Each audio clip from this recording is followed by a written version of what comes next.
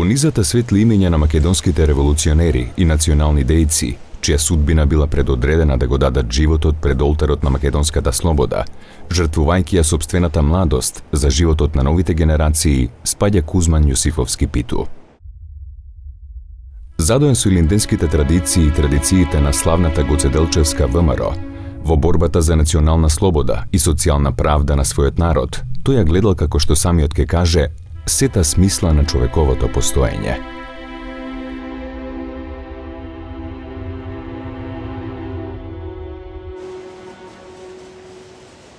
Кузман заедно со генерацијата на која припаѓаа Страшо Пинџур, Мирче Ацев, Вера Ацева, Борка Талески, Стив Наумов, Петре Пируземајски, Благо Јанков Мучето, Методи Антонов Ченто, Венко Марковски, Кочо Рацин и редица други личности, беше сведок и креатор на историското време во кое напукнуваат зидовите на туѓите владења и однародување на македонскиот народ.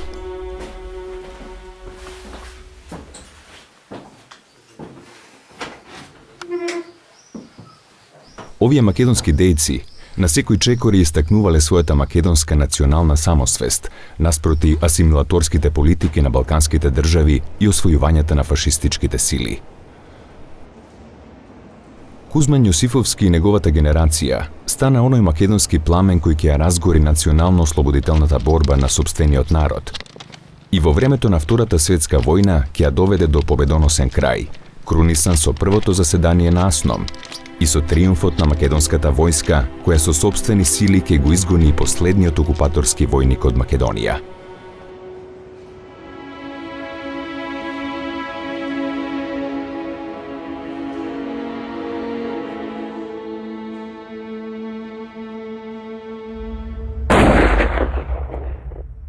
Кузман беше висок, 1,80 м, малце подгрбавен, многу сталожен човек, многу мирен и секој збор што ќе го кажеше, му беше на место. Мене многу ме сакаше, јас му бев личен курец. Многу мудар беше, многу мудар и паметен. Оружје никога не носеше со него. Никој пат пиштол тие работи не носеше. На Кузман му префрлија, оти он повеќе сакаше и Македонија да биде самостојна. Мене ако ме прашаш, зашто се борев за Македонија, а не за Југославија? А иначе, најзаслужен човек за Македонија е Кузман. Нема позаслужен од него.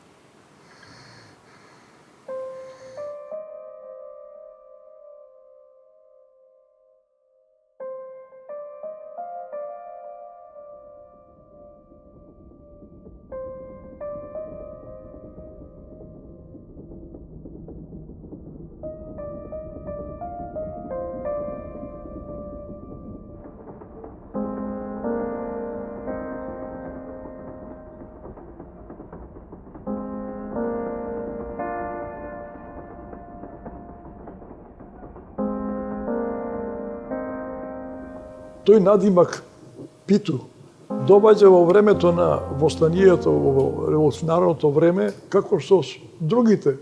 Секој за себе бараше некој надимак и тој побарал и тој си ставил.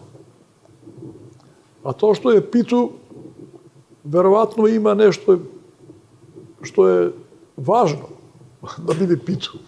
Не само тоа што е геројска смртта на Питу, загинат јавно на мечкин камен со пред толку турци, пред толку своји и го дал својот живот.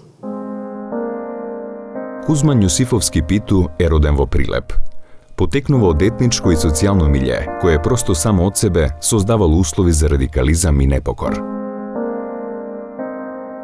Роден е на 15. јуни 1915 година, во текот на Првата светска војна, во услови кога поделениот македонски народ беше изложен на присилни мобилизации, репресии и прогони, кога низ Македонија распарчена во Балканските војни, се распоредуваа над 1 милион војници од двете страни на Македонскиот фронт.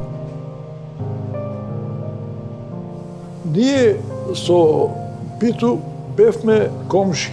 Иако е тој постар од мене 5 години, али се дружевне и со брат му Аспарух, се вика брат му, затоа што татко му Цветан беше волнар, а во Прилеп постојаше волнарски пазар. Тука дуќано негов, на татко му Цветан, беше карчија со анот на Ченто. Македонското национално ослободително движење има свој континуитет уште од втората половина на 19. век. Тој континуитет продолжува и во времето меѓу двете светски војни и за време на Втората светска војна, значи во народно-ослободителната борба. Опустошената Вардарска Македонија во 1980 година како јужна српска покрајна влегува во составот на кралството на србите, хрватите и словенците, а од 1929 година под името Вардарска Бановина во преименуваното кралство Југославија. Во целиот период на живот на македонците во рамките на кралството Југославија карактеристично е владење на терор и беззаконие.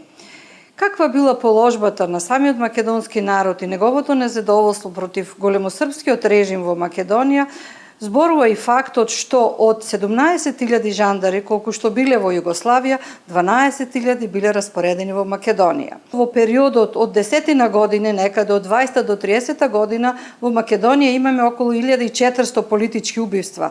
14 села биле опожарени и бројни други поединечни насилства и убиства на македонскиот народ. Сето тоа го будеше бунтот на македонецот, а особено на прилепчани, каде традициите на македонското револуционерно движење бе исклучително силни и се пренесува од генерација на генерација. Скоро сите деца, се мојата мајка која била најмала, се вклучени во Народно-ослободителната војна.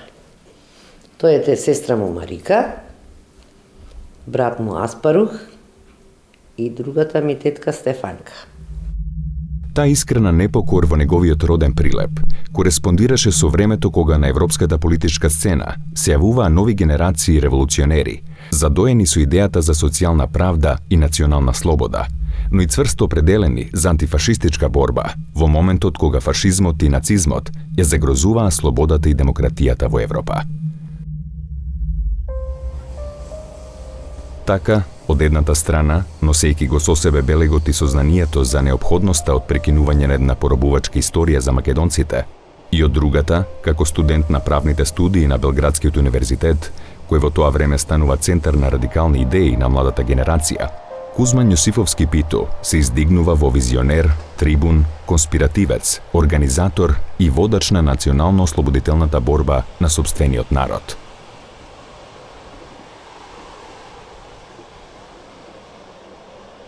Кузман прво се разликуваше во покрети, се разликуваше во констелација своја.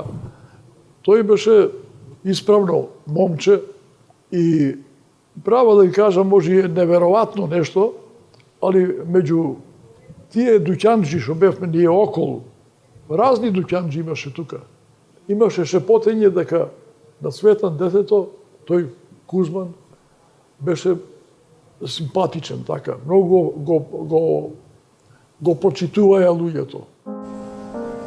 Стапувајќи во редовите на демократското студентско движење на Белградскиот универзитет, соочено со опасноста од фашизација на државата, Кузман, како определен македонец, е еден од најактивните членови на студентското друштво Вардар во Белград. Покрај овие активности, од самото доаѓање во Белград се грижал за прифаќање на нови студенти од Македонија, нивно сместување по станови, поевтино прехранување, за да ги заштити од туѓи влијанија. Кузман беше неверојатно дружелюбив, комуникативен и мирен при тоа. Кога појде во Белград, непрестано беше до затварањето заинтересиран во друштвото Вардар. Кога се затвори друштвото Вардар, тој како и други интелектуалци или ѓаци или студенти, свеедно, премина во така наречено МАНАПО. Пред се, ова организација која својата идејна физиономија, односно својата програма ја добува на тајниот состанок во Охрид на 28. август 1936 година и во која биле вклучени македонските студенти од Белград, Загреб и Скопје, Но прва од нејзините точки во нејзината програма била борба за јазикот. Значи формирање борба за пробудување на македонската национална самосвест, афирмирање на македонскиот народен јазик, борба против големосрпската хегемонија, симнување на кралската диктатура, демократизација на државата, борба против фашизмот и оно што е карактеристично за овој период е тоа што тие исто така во нивната програма внетнале еден став дека ќе се борат за достигнување федерален статус на Македонија како една од членките на идната преуредена Југословенска федерација.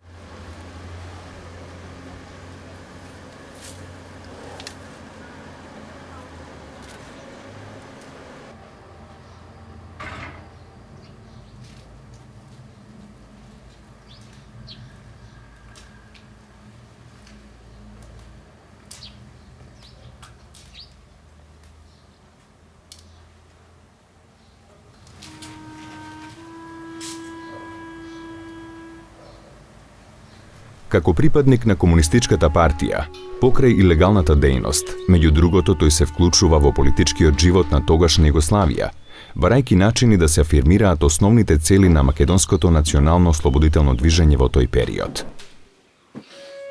Така на локалните и парламентарните избори во Прилеп во 1936 и 1938 година, заедно со други интелектуалци и работници, ја поддржувал опозицијата. Ali имаше два настана кои ја одбележија активноста и на поголемите од мене, а и на нас помалите, на младите. Тоа беше, првиот настан беше 35-та година парламентарни избори. Се викаше Чичевиќ, кандидат на листата опозициона. А Ченто беше негов заменик. И вториот настан беше парламентарни избори во 38 година. Тогаш Ченто не беше заменик, ничи беше кандидат.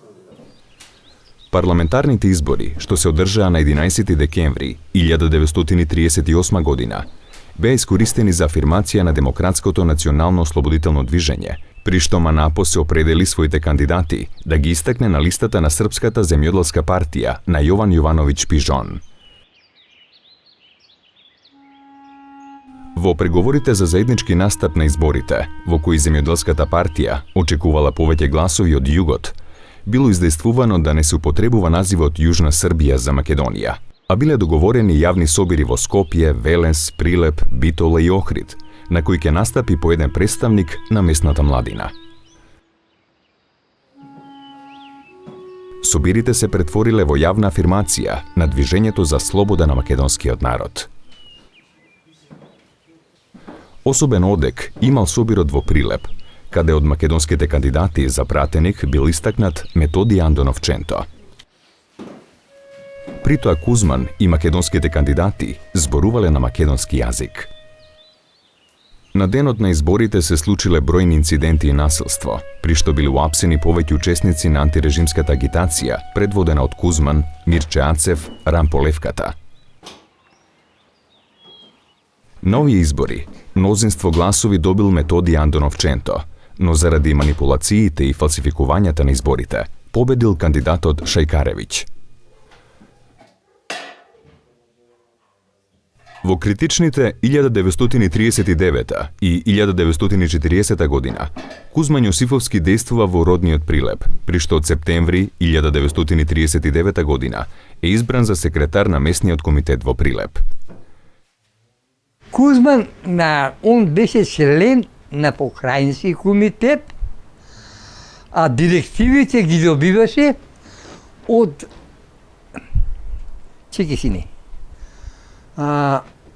од Перо Ивановски Тиква. Во овие рамки тој е длабоко свесен за својата македонска национална припадност и за улогата на комунист кој немал задача да крева светска револуција, туку требало да ги внесе своите сили и пожртвуваност во национално-ослободителното движење на својот народ. Народно-ослободителната борба всушност представува борба за национално ослободување на македонскиот народ и создавање на своја македонска национална држава. Комунистичката партија била носител на таа борба, но сепак Комунистичката партија се уште е слабо организирана и е мала партија со мал број на членови. Така да мнозинството од македонскиот народ кој се вклучува во народно-ослободителната борба се вклучува за национално ослободување на македонскиот народ. Сега, оние партиски членови кои биле активни во Комунистичката партија биле пред се воодушевени од Октомвриската револуција, од пропагандата која доаѓала од Советскиот сојуз. Советскиот сојуз бил представуван како држава на рамноправните, каде што работниците биле на власт. Тие точно не знаеле комунистичката идеологија, туку пред се биле воодушевени од Октомвриската револуција, од Шпанската граѓанска војна и борбата на републиканците во Шпанската граѓанска војна и пред се бореле за социјална правда. Социјална правда, кај што ќе се создаде еден челичен сојуз меѓу работниците и селаните и тие ќе дојдат на власт и ќе ги остварат своите социјални права. Во рамките на консолидацијата на партијата, исто така, централните органи на КПУ од Белград испраќаат во Македонија бројни инструктори кои требало да помогнат во обновувањето на македонската организација, која 1940 година според едни податоци имала околу 300 членови, но бројката е можеби многу помала, некаде 170-180 членови. Значи тоа била една малобројна партија на одбрани луѓе, одбрани интелектуалци, можеби поголемиот дел, кои представници на студентската младина, на која припегал и Кузман Јосифовски, и Мирче Ацев, и Борка Талески, така натаму генерација на македонски интелектуалци и национални борци, но карактеристично за овој период е пак сепак КПУ вложува напори да ја реорганизира и да зацврсне организацијата во Македонија. Особен печат и влијание врз настаните кои ќе се случуваат во Македонија одиграл Светозар Вукмановиќ Темпо, црногорски комунист, категоричен и непомирлив со било каква друга линија, освен онаа на КПЈ. Во есента 1939 и пролетта 1940 година, под раководството на Методије Шаторов Шарло, беа формирани Покрајински комитет на Комунистичката партија за Македонија и Покрајински комитет на Сојузот на Комунистичката младина на Југославија за Македонија, а во повеќе градови беа обновени партиските и скоевските организации. Сваќајќи го значењето на многобројната македонска емиграција во Бугарија, Кузман многу рано воспоставил контакт со представниците на македонското револуционерно движење, комунистички дејци, а особено со представниците на македонскиот литературен кружок во Софија. Михаил Сматракалев, Венко Марковски, Никола Јонков Вапцаров, Коле Неделковски, Крсте Гермов Шакер, Митко Зафировски и други. Сите овие македонци, можеби со различна идеолошка определба, имале единствена партија – Македонија и незината слобода. Тоа всушност била определбата на Кузман во неуморното градење на Македонскиот национален фронт. Он стварно беше талентован политичар, талентован револуционер. Он многу мало филозофираше за идеологија, марксизам, идеализам. Непосредната работа беше со едноставни зборови да ги претумачам, ако можам, да го фатиме последниот воз. Ова е шанса Македонија да се вклучи во народно-ослободителната борба против фашизмот. Македонија ја чека две работи, и борба против фашизмот и национално ослободување. Во селата особено се нагласуваше потребата од национално ослободување, од создавање македонска војска, македонска држава. Македонците равноправни со другите народи, со светот. Да излеземе јавно во светот, и тоа е последна шанса. Он не убеди сите дека е тоа последна шанса и дека треба да се направи све да се тоа постигне. И успеа, во голема мера успеа. Во рамките на градењето на стратегијата на идната македонска национална ослободителна борба, може би еден од најважните моменти представува проширениот состанок на Покраинскиот комитет на Комунистичката партија за Македонија, одржан под раководството на Методије Шаторов Шарло на 21 јануари 1941 година. На овој состанок е донесен еден значаен документ наречен решение. Во ова решение се потенцира крајната цел на борбата на македонскиот народ, значи борбата за самобитност на македонскиот народ, во кое таа борба треба да оди до победоносен крај, и при што се поставува дури и правото за отцепување на Македонија. И на крај во весникот Искра, партискиот весник Искра, се издигнува лозингот за слободна Македонска република. Не единка во Федеративна Југославија, туку слободна Македонска република. Така, македонскиот народ подготвен ја дочекал новата окупација по 6 април 1941 година.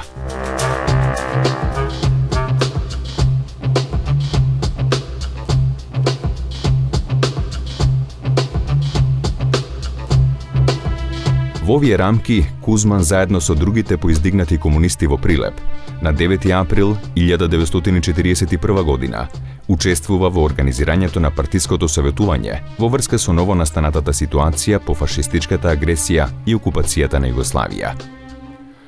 Заземајки курс за вооружена борба против окупаторот, повеќето раководни кадри во Македонија работеа и врз натамошното издигнување на платформата на Македонското национално ослободително движење, кое може да се следи речиси низ целокупната партиска документација на Комунистичката партија во Македонија. Неретко, иницијатор или автор на овие документи е Кузман Јосифовски Питу, како писмен интелектуалец и комунист, со јасна визија за собствените определби и за стремежите на собствениот народ. Фамилијата на Кузман, токму заради тоа што бил учесник во Народно-ослободителната војна и брат му и сестра му, многу трпеле од бугарскиот окупатор. Секојдневно се малтретирани, многу пати е баба ми носена во затвор, каде што е малтретирана, каде што е тепана.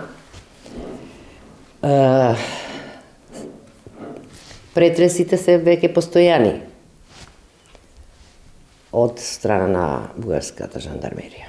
Кога разбираат дека 42 година загинува тетка ми Мара, сестра му на Кузман, кога разбираат дека е загината мојата баба, мајката на Марика и на Кузман, ја вади шамијата и им вели на другите деца, тука, кој биле. Мајка Мара ја дава курбан за слободата, бидете ми вие деца живи и здрави. Тоа се зборовите на баба ми, кој верувам е многу тешко на мајка да ги изговори. Кузман вели: најсудбоносните дни на својата мачна историја, спасот е во славната општа борба против фашизмот. Македонскиот народ сака и има право слободно да живее.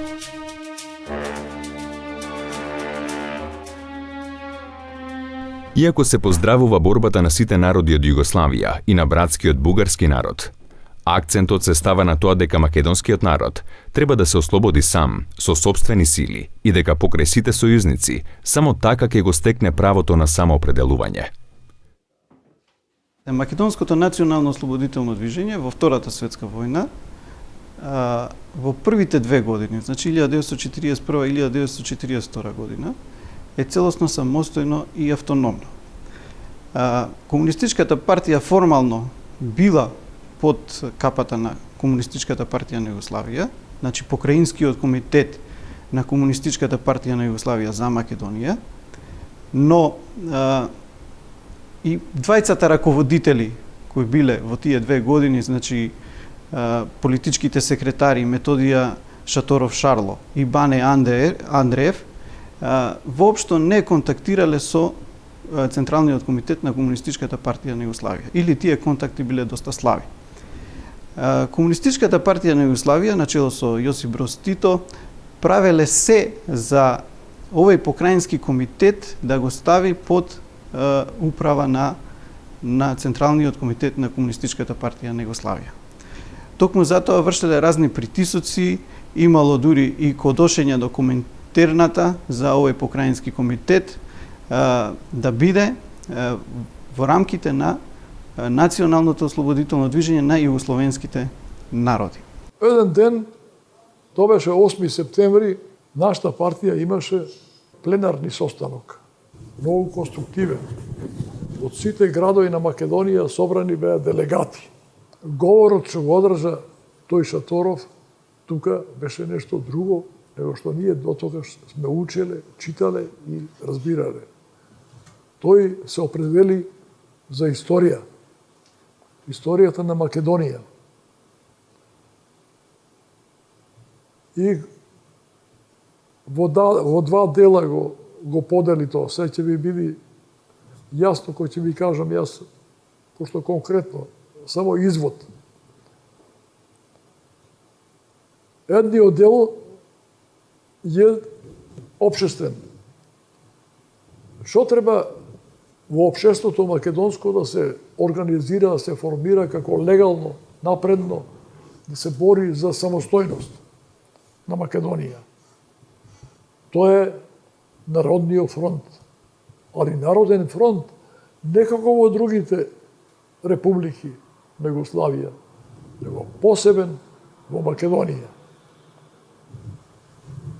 А таа посебност идеше од тоа што ние мислевме во тоа време, дека Македонија живее во полуколонијално робство. Полуколонијално. Експлоатирана е.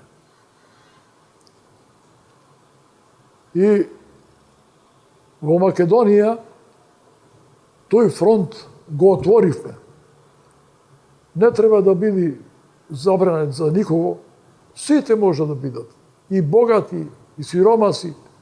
Сите граѓани, само кои не се јавно искажани како фашисти и кои не се доушници.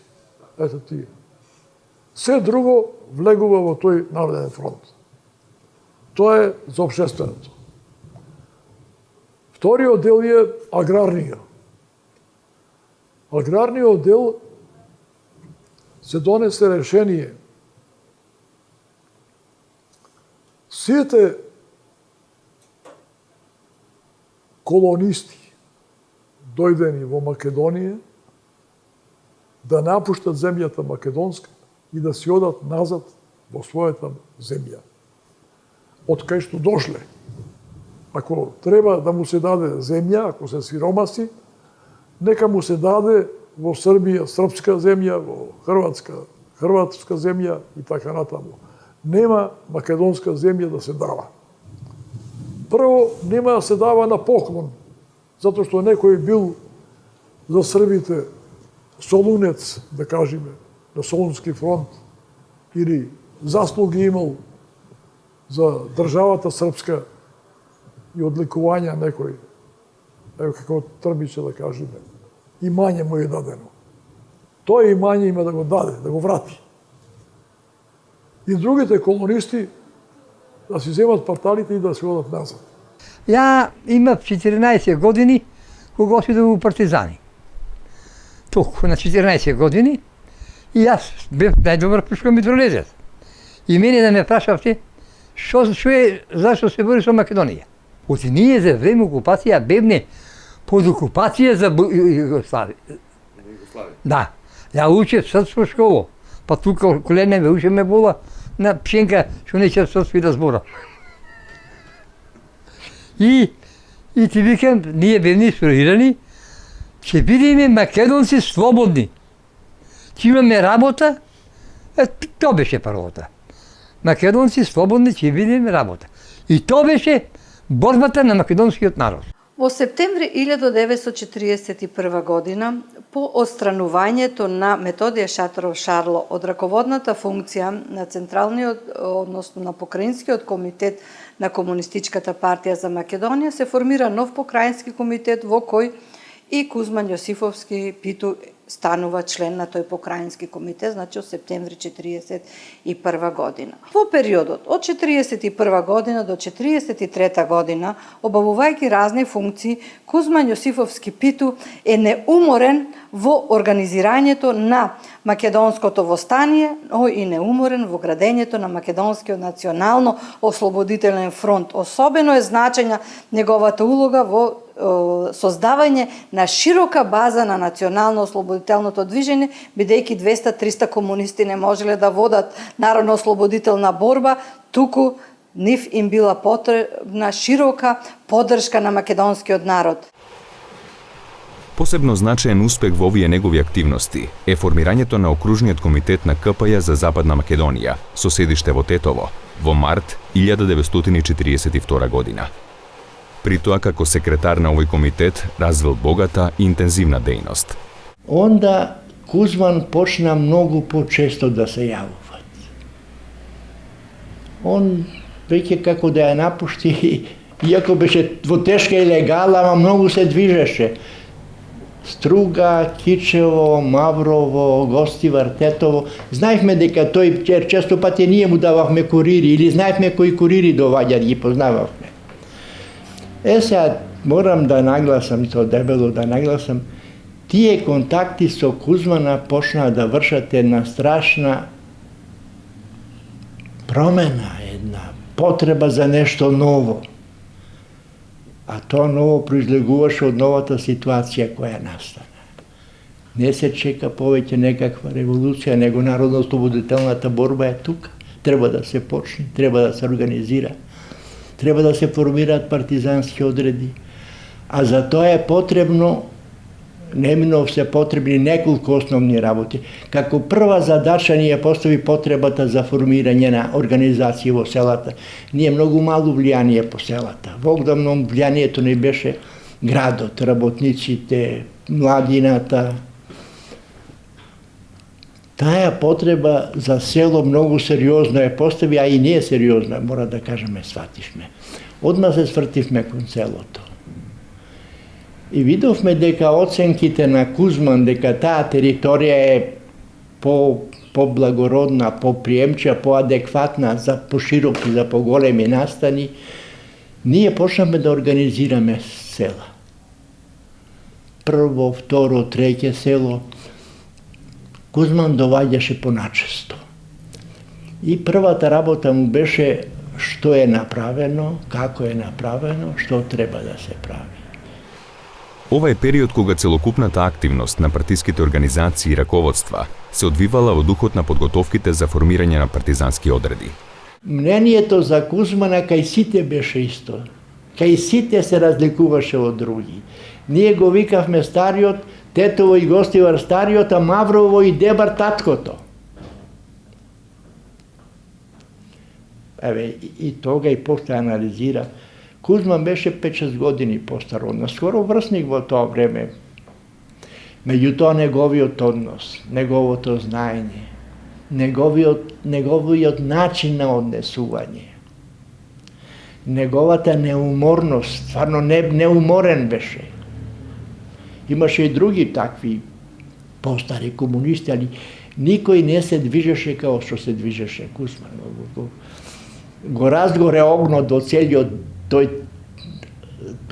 дел на Западна Македонија кој беше под албанска, под италијанска окупација. Јас последен пат го видов Кузман 1942 година на 7 јануари. Кузман беше дојден од Западна Македонија. А од Битола тој отиде во Кичево сам и после во Кичево развиена делатност. Од Кичево во Маврово разви делатност. Една фантастична партиска организациона делатност.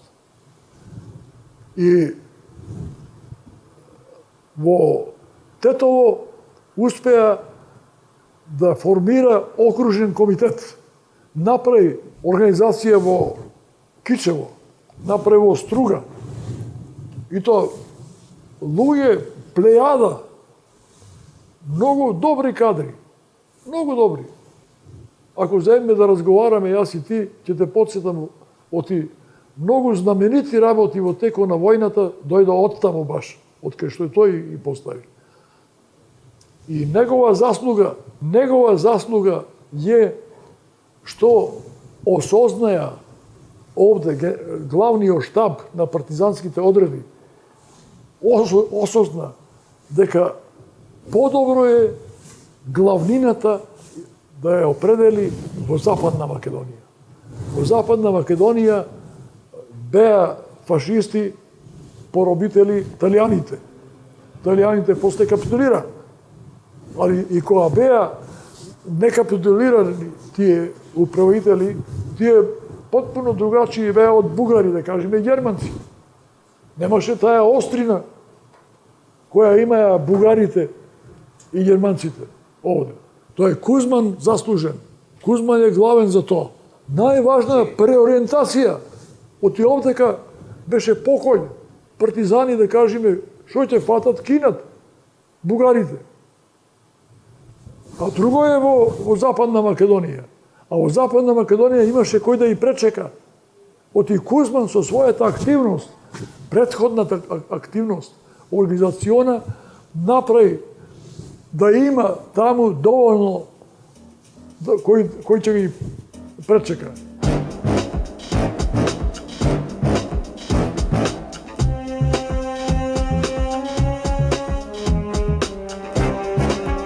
Како резултат на преземените активности, посебно на покраинскиот штаб во текот на пролетта и летото 1942 година, излегле јадрата на десетина партизански одреди во Битолско, Скопско, Велешко, Прилепско, Преспанско, Крушевско, кои ги носеле имињата на илинденските револуционери. Токму затоа, и во прогласот пред Илинден 1942 година, меѓу другото, се повикува македонскиот народ на единство и масовно да се вклучи во новата борба. Во прогласот стои: Македонски народе, оваја година треба да го празнувате Илинден со несломливо единство, во знак на одлучна и несломлива борба против неговите поробители и домашните предатели врховистите. Со своето масовно влегување во редоите на геројските македонски партизани, покажите дека ќе се борите до последна капка крв за изгонување на окупаторите, за нов и последен Илинден, кој ќе ги исполни идеалите на македонскиот народ, за кој се борел и давал скапи жртви. На Илинден излезете сите да ја демонстрирате вашата волја, вашето желание за слободата и победата. Сите заедно, рака за рака, како што зедоа заедно учество вашите татковци, мајки и постари браќи и сестри во Илинденското востание. Сите заедно во денешната борба за изгонување на окупаторите, за национална слобода, за самоопределување и равноправност на македонскиот народ, за подобар и сретен живот, за вистинска демократска народна власт. Да живее и слободна Македонија! Да живее нов и последен Илинден! Смрт на фашизмо, слобода на народо! Се до некаде февруари 43 година и некаде можеби и август 43 до писмата на Светозар Вукманови Темпо кога доаѓа во Македонија и кога ја критикува линијата на македонската партија на Кузман Јосифовски Питу, основна платформа која застапува Кузман Јосифовски Питу на македонското национално ослободително движење е Слободна Македонија во Слободен Балкан. Тоа значи обединување на Македонија, нејзино конституирање во независна држава, а потоа може таа да се сојузува во Балканска, Југословенска и били каква друга федерација. Ваквите ставови на Кузман и македонската партија отстапувале од југословенското решение на македонското прашање, кое требаше да се реши само со давање на Вардарска Македонија право да биде една од федералните единки во ново компонираната, односно во преуредената Југословенска федерација. Ваквите определби на македонските комунисти и револуционерни дејци произлегува од стремежите на народот за извојување на национална слобода и социјална правда, кој се бореше за формирање на своја македонска држава, надвор од големосрпските и големобугарските комбинации. Затоа, уште со самото доаѓање во Македонија, на 25 август 1942 година, инструкторот на Централниот комитет на КПЈ, Добривој Радосављевиќ, брзо осознава дека споменувањето на Југославија е многу непопуларно во народот, дека тоа асоцира на големо српското поробување на Македонија. Кузман Јосифовски Питу повторно праќа писмо до Централниот комитет и искрено им кажува дека тој се уште не се соживел со југословенската линија. Значи, се уште тој не е соживен со југословенската линија и нагласува дека не само што тој не се соживеал, туку и не можел сето тоа да им го објасни на другите партиски кадри, а камоли да им го објасни на останатите македонци. Значи, таа линија, Југославија, терминот Југославија, во народно-ослободителната борба се смета за најцрно робство, се смета за дел од претходната големо српска политика. Токму затоа, додека во Македонија полека но сигурно се разгоруваат жариштата на македонската борба, кон крајот на 1942 година, после походите во Босна, Светозар Вукмановиќ Темпо добива директиви од врховниот командант на Нофи Пој, Јосип Броз Тито, да замине во Македонија како делегат со вонредни овластувања. На Кузман му препралија дека повеќе повозен кон идеите на Ченто, него со Југославија. Он повеќе сакаше и Македонија да биде самостојна. Светозар Вукмановиќ Темпо е многу загрижен за ваквата посебна македонска платформа и со неговите писма од август 1943 година до ЦК на КПО ги информира дека моја основна задача е оваа македонска платформа, јас да ја преориентирам кон југословенската платформа. Додека југословенската платформа е за обединување на Македонија и обединување на борбата на македонскиот народ со другите југословенски народи, дотогаш македонската платформа се залага за обединување на поделена етногеографска Македонија. Ги случува што дешето Шарло од партија, Перо Тиквер го сменува од секретар по крајнски комитет и назначува ново тело.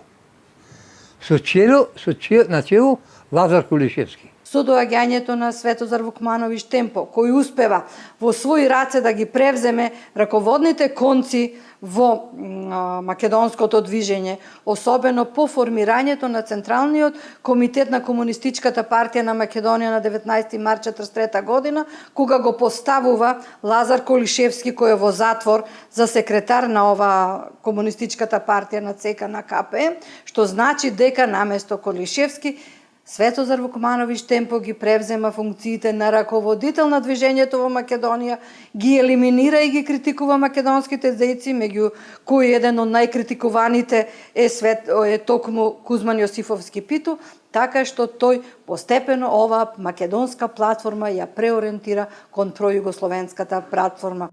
Во овој дух се речиси сите акции и програмски пароли што Светозар Вукмановиќ Темпо ги спроведувал и иницирал во Македонија. Се припремала Македонија за едно југословенско решение, значи за југословенско решение на македонското национално прашање, односно Македонија да добие национална држава во рамките на Версајска Југославија. Ова се форсира од самиот почеток на народно-ослободителната борба. Значи, Централниот комитет на Комунистичката партија на Југославија, на чело со Јосип Броз Тито, единствено меѓународно признавање може да добие на поранешната територија на Југославија. И токму затоа не сака македонското национално прашање да се прошири и на другите делови на Македонија, значи и во Егејскиот и во Пиринскиот дел на Македонија. Токму се затоа тие притисоци, токму се затоа тие инструктори кои доаѓаат од праќани од Централниот комитет на Комунистичката партија на Југославија. Со поставувањето на чело на Комунистичката партија на Македонија на Лазар Колишевски, всушност децидно може да се процени дека Светозар Вукмановиќ Темпо немал доверба во македонските кадри, токму заради различната линија која низ различните прогласи ги дава Кузман Јосифовски Питу и македонските комунисти, значи една изразена недоверба со тоа што се поставува Лазар Колишевски за секретар на оваа организација, бидејќи Лазар Колишевски е српски воспитаник и тој бил проверен српски кадар во кого српските кадри и југословенските кадри од ЦК КП имале доверба. И како човек од доверба го носат во Македонија, а се елиминираат такви кадри како што бил Кузман Јосифовски Питу и кој по сите квалитети требало да биде секретар на оваа партиска организација. Кај македонците дошло до одредена поделба. Значи имало комунисти кои слепо ја следеле идеологијата на Комунистичката партија сметајќи дека така треба, дека тие наредби кои доаѓаат од Комунистичката партија на Југославија се наредби од озгора, наредби од Коминтерната и треба да се следат. И имало македонци кои сметале дека македонското национално ослободително движење треба да биде автономно и самостојно. Кузман Јосифовски Питу на 2 август 1943 година во рефератот поднесен на Преспанското советување по повод 40 годишнината од Илинденското востание, испраќа порака од името на Централниот комитет на Комунистичката партија на Македонија до сите слоеви од македонскиот народ и народностите кои живеат во Македонија за приклучување во народно-ослободителната борба, за остварување на нивниот вековен идеал – слободна Македонија. Тој запишал: На 2 август 1943 година се навршуваа 40 години како избухна славното Илинденско востание, откако заврши херојската Илинденска епопеја на македонскиот народ. Денеска, кога македонскиот народ се најдува пред решителна борба за извојување на својата национална слобода, споменот на Илинден треба појќе од секој пат да светли пред очите на целиот македонски народ, пред лицето на сите чесни и слободолюбиви македонци, сите кои ја сакаат својата земја. Користејќи го илинденското искуство и знаејќи ги поуките кои оно ни ги дава, да створат све од себе за остварување на еден нов, последен и победоносен Илинден. Во 1943 година на 1 јуни Кузман Јосифовски Питу праќа писмо до Централниот комитет на Комунистичката партија на Македонија и бара подитно да се создаде еден програмски документ за ослободителното дело на македонскиот народ. Значи, дошло време, војната била разгорена и дошло време сите македонци да дознаат зашто се борат овие истакнати македонски револуционери. Ова писмо, што го пратил до Централниот комитет, било пратено во моментот кога Светозар Вукмановиќ Темпо бил во Грција. Значи, тој бил во Грција и разговарал со Комунистичката партија на Грција за да се создаде еден балкански штаб, каде што требало да доминира Комунистичката партија на Југославија. Македонија се изделува од рамките на Југославија и се третира како посебна балканска земја. Кога го добив нивниот проглас, веднаш отпатував од Грција за Македонија, за да ја исправам линијата. Барам безпоштедна борба против сите автономистички тенденции и против секој обид КПМ да се издели од составот на КПЈ. Ова исправување всушност се случило на Преспанскиот состанок кој се одржал од 2 до 4 август. Тој е состанок на Централниот комитет на Комунистичката партија на Македонија, каде што токму таму Кузман е критикуван за своите ставови кои се надвор од така наречената југословенска линија. Барањето на Кузман Јосифовски Питу да се создаде програмски документ, каде што отворено ќе се кажат целите на македонската борба. Тој програмски документ требало да се растури во сите делови на Македонија, кај сите македонци за да дознаат за целите на македонската борба, дека таа е борба за создавање на македонска национална држава. Тој програмски документ по предупредувањата на Кузман Јосифовски Питу, Централниот комитет со помош на главниот штаб на Народно-ослободителната војска го издава во октомври 1943 година. Тој програмски документ се нарекува Манифест на главниот штаб на Народно-ослободителната војска и партизанските одреди на Македонија. Манифестот е донесен во мал круг на луѓе, значи во сигурно учествувале Темпо, Страхил Гигов и Апостолски, значи кој е командант на главниот штаб.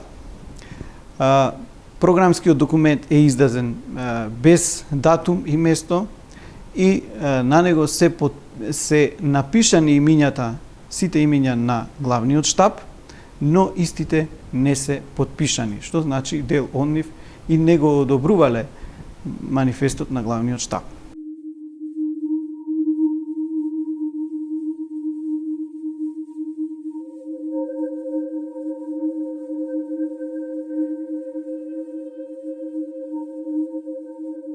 Во манифестот, значи, борбата за ослободување е само на вардарскиот дел на Македонија.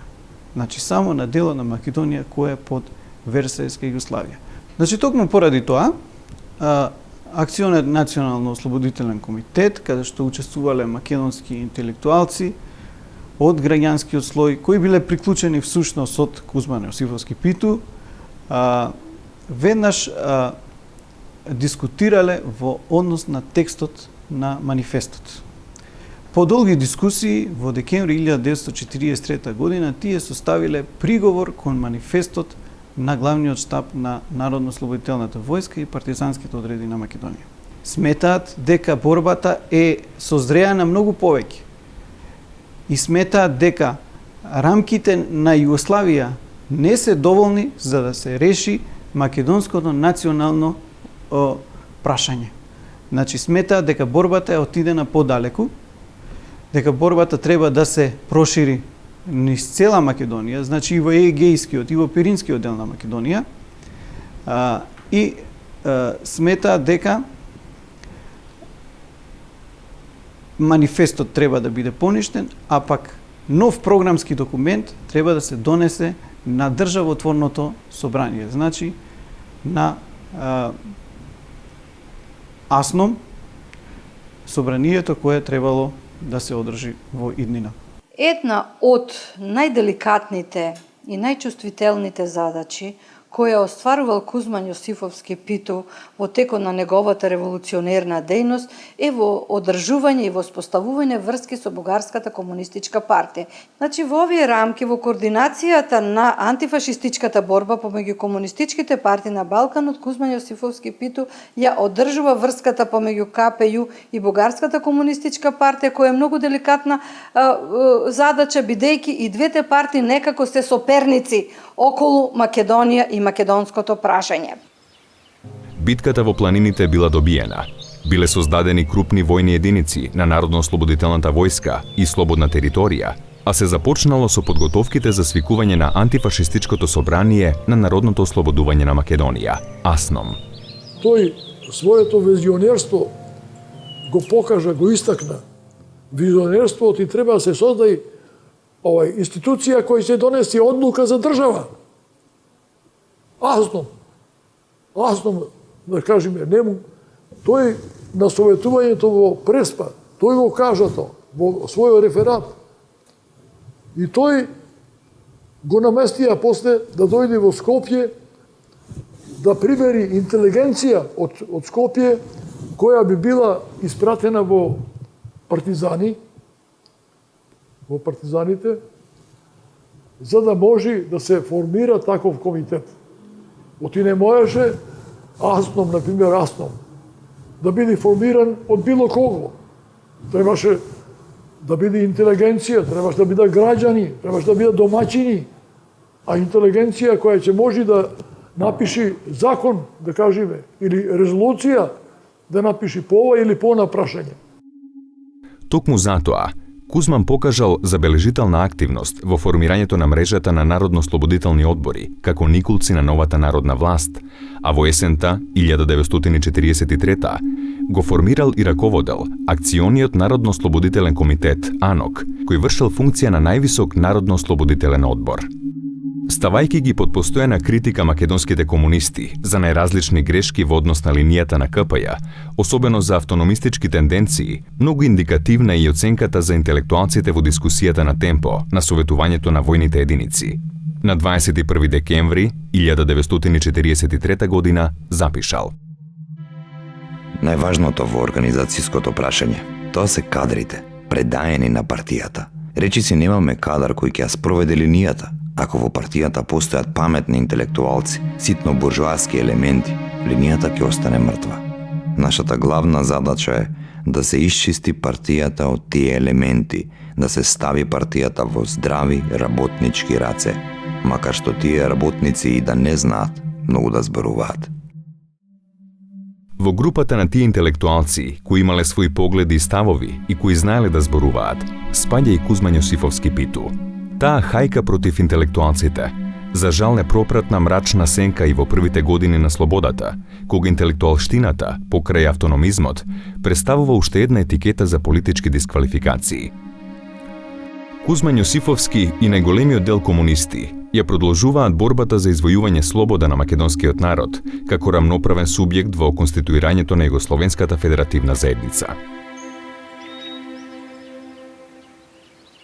Посветувајќи се на борбата за македонската слобода и за остварувањето на социјална правда, Кузман трагично го загубил својот живот, без да го доживее големиот чин на прогласувањето на демократска федерална Македонија на големиот Илинден, кој до последен миг беше неговата духовна звезда водилка.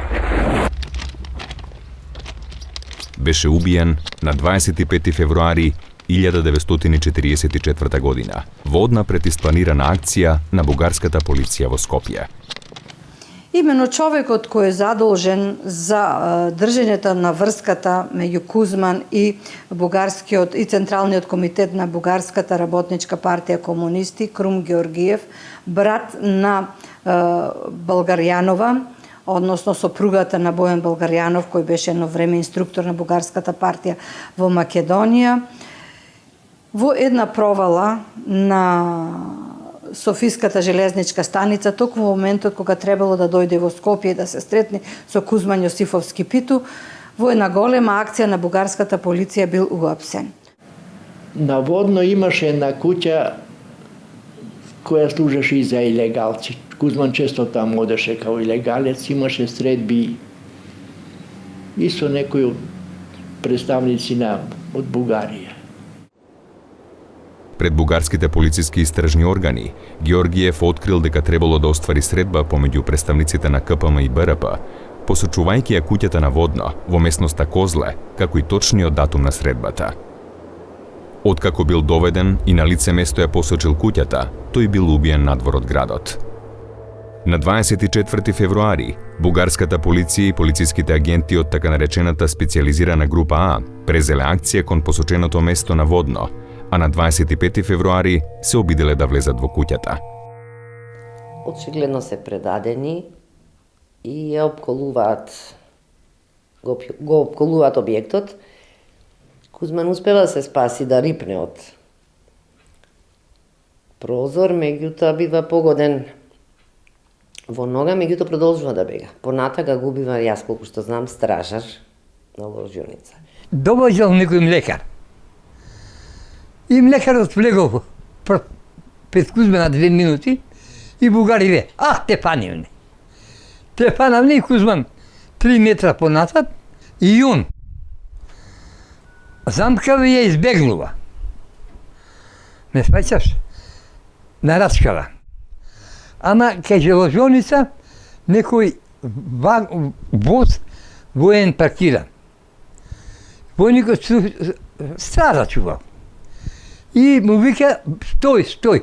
Мисли дека е некој што кради. Овој не застанува. Убиството е случајно.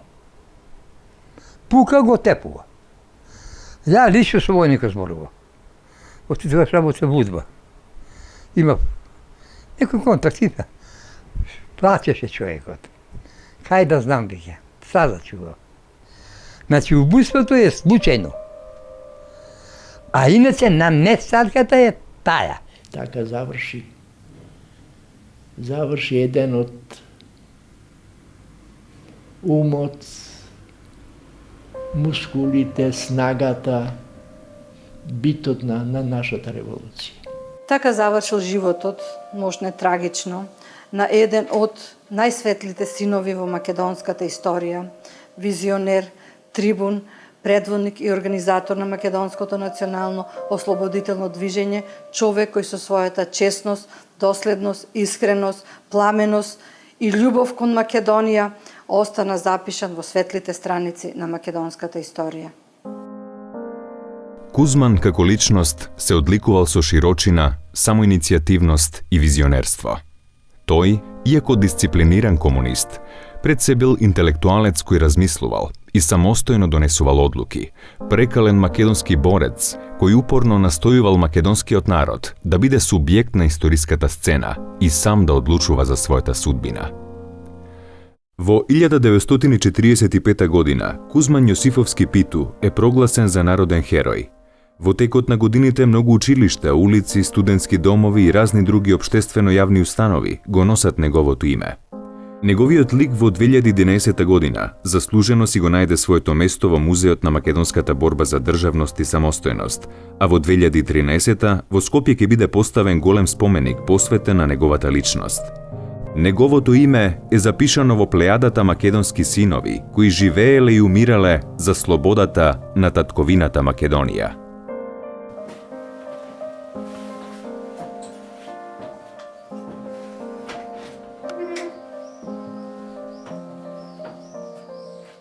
А има уште многу за се зборува. Многу има да се зборува уште. Тоа беше племенит човек. Висок, вака, педантен, убав. Многу убав беше. Долгоманест. Како сега да го гледам? Како сега да го гледам? Тоа ти е.